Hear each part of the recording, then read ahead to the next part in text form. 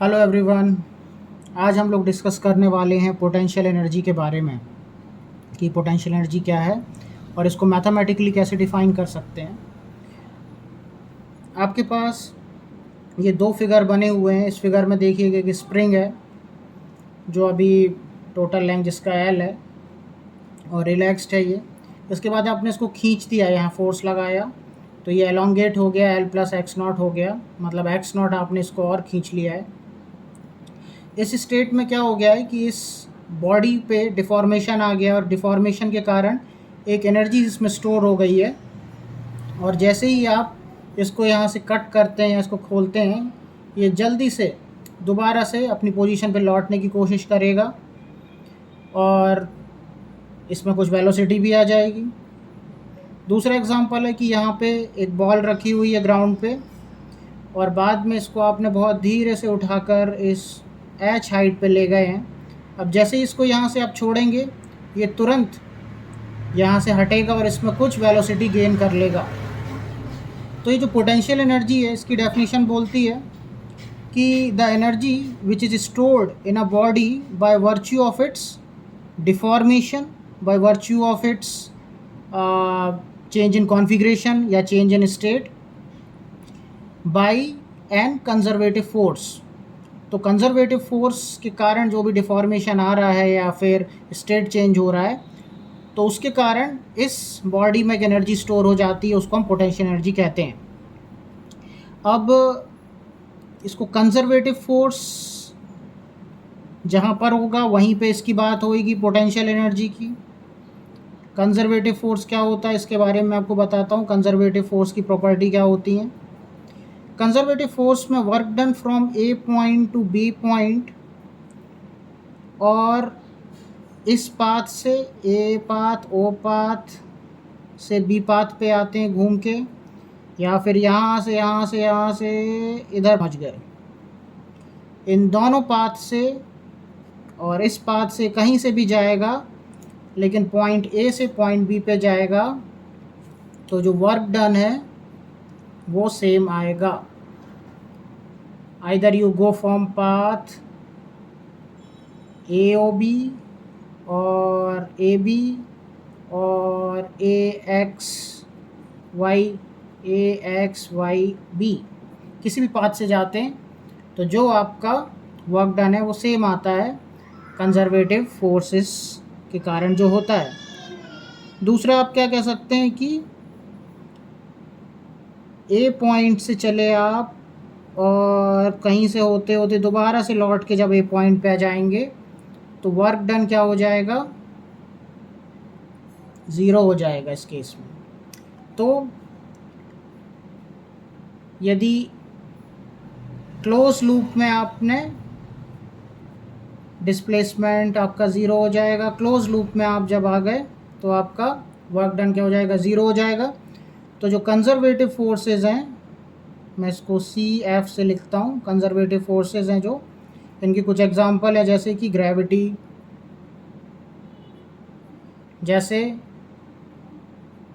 Electrostatic force, और अभी इधर देखा हमने स्प्रिंग फोर्स।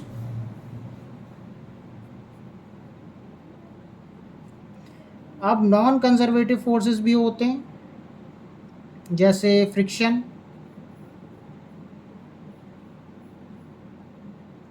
फोर्स। यदि आप ए पॉइंट से बी पॉइंट पे जा रहे हैं, वर्क डन कर रहे हैं, तो work due to friction W A भी होगा, और यहाँ से सी पे गए और सी से फिर यहाँ पे आए हो, तो ये हो जाएगा वर्क डन ए सी बी, और ये दोनों क्या होगा, इक्वल नहीं होगा। तो ये नॉन कंजर्वेटिव फोर्सेस के केस में होता है ऐसा। और कंजर्वेटिव फोर्सेस के केस में इर्रिस्पेक्टिव ऑफ पाथ क्या चूज़ कर रहे हैं, लेकिन पोजीशन के बेस पे आपका जो वर्क है वो सेम होता है। तो अब हम लोग डिफाइन करने वाले हैं पोटेंशियल एनर्जी को। तो पोटेंशियल एनर्जी का जो डेफिनेशन होता है, एक पोजीशन पे डिपेंडेंट होता है, x initial to x final,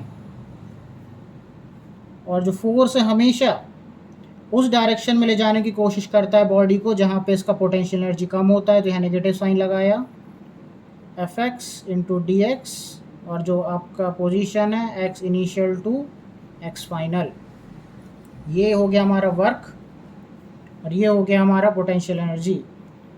तो चेंज इन पोटेंशियल एनर्जी हो गया यहाँ पे डेल्टा यू, और यहाँ पे हो गया हमारा negative of work done by the conservative force.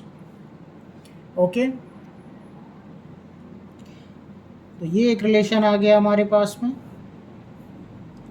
अब हम लोगों ने एक रिलेशन पढ़ा हुआ है न्यूटन लॉज ऑफ मोशन का, सेकंड लॉ के बेस पे डिराइव किया था।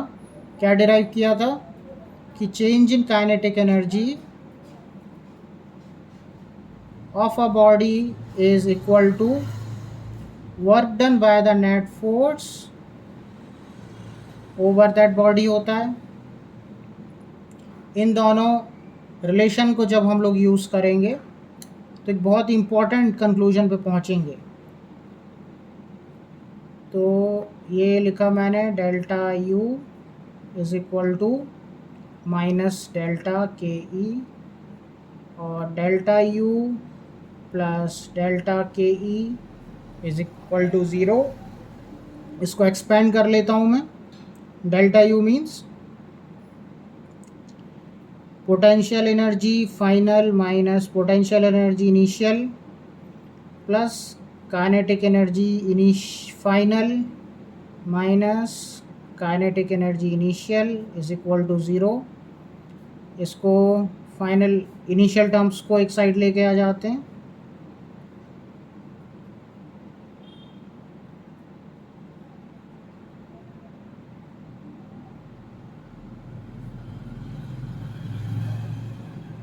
और फाइनल को एक साइड ले जाते हैं।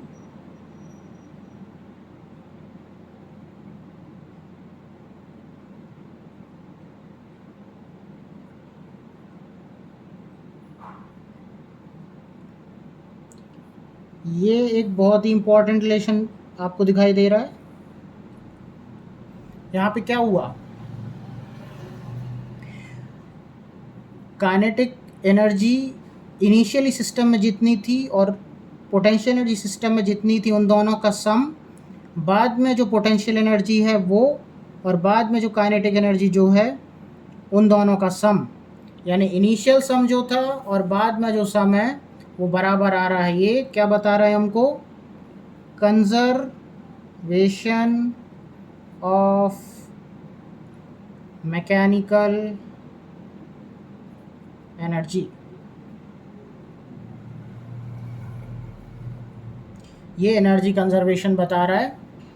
अब इस इम्पॉर्टेंट इक्वेशन का यूज़ करके आप फिज़िक्स के बहुत सारी प्रॉब्लम सॉल्व कर सकते हैं, जैसे कि एक बॉल ग्राउंड से कुछ h हाइट पे रखी हुई थी जिसका मास m था, और बाद में वहाँ से इसको जब रिलीज़ कर दिया तो ये कुछ हाइट पे पहुँच गई h डैश पे, और उस टाइम पे इसकी कुछ वेलोसिटी है v। आपको ये v निकालना है। तो आप कैसे इसको निकाल सकते हो, आप एनर्जी कंजर्वेशन लगा सकते हो। इस हाइट h पे इसके पास हम लोग लिखते हैं पोटेंशियल एनर्जी इनिशियली कितनी है, m into g into h. Kinetic energy initial कितनी है, 0, क्योंकि कोई वेलोसिटी नहीं है। बाद में स्टेट चेंज हुआ सिस्टम का, ये स्टेट 1 लिख देता हूँ मैं इसको। बाद में स्टेट चेंज हुआ सिस्टम का, और पोटेंशियल एनर्जी कितना हो गया इस स्टेट पे, m into g into h dash. और काइनेटिक एनर्जी इस स्टेट पे कितना हो गया, हाफ ऑफ m v स्क्वायर। ये v तो हमको फाइंड करना है। तो m into g into h plus 0, initial energy, total initial energy of the system is equal to